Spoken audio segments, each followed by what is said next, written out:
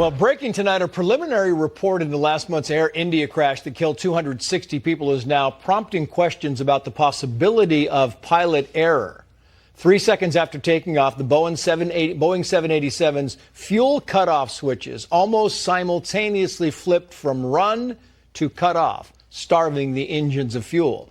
Let's bring in the chairman of the No Fallen Heroes Foundation, retired Navy Top Gun fighter pilot, Matthew Whiz Buckley. Whiz, great to have you on the show, as always. I mean, it looks like the fuel flow to both engines was manually cut off. Any chance this was accidental, Whiz? What do you think? Slim to none, and Slim just left town. Trace, the only time you touch these switches are to introduce fuel into the motor at the gate when you're starting the engines, and then when you're back at the gate and shutting them down. The only other time you touch these switches airborne is for an emergency, fire, or to just cut off fuel flow to those engines.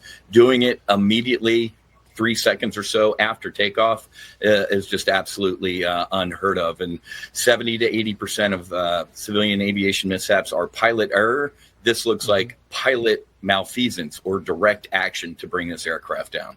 Just to give our audience some context here, Whiz, because, you know, the whole thing is the black box, the cockpit voice recorder. It says that one pilot said, "Why did you cut off?" And the other says, "I did not." I mean, was there no time to relight the engines, or what happens in that case? Because right after, the pilot who said, "Why did you cut off?"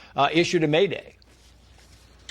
Well, Trace, they found both switches back in the run position. So reading the report today, both switches were put back to run, and actually one of the motors spooled up from idle and actually was producing just a little bit of thrust, and the other engine was trying to get back online too, but it was just too late. So somebody put the switches back to run to try and start the motors again, and they had a little bit of thrust, but clearly not enough. Now remember, Trace, that these switches aren't light switches on a wall. These are mechanical switches where you have to lift up and move forward, and they're very hard to move. So something is horribly wrong here. I was thinking maybe a jump seater was in the cockpit and somebody else did it, but the report would have said that. It just talked about 2 pilots and 10 crew. So this is very dark. Reminds me of the German wings mishap where one of the pilots directly took the aircraft down, or Egypt Air 990, I believe it was, or even M870, where a rogue crew member brought an aircraft down. This was a brand new airplane,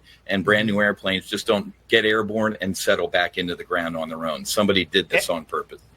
And lastly, Wiz, we've talked about this where, the landing gear was down. The flaps appeared to be in the wrong position. And I guess what happens is if you realize you've got this devastating thing that just happened inside the cockpit, you don't have time to do anything else.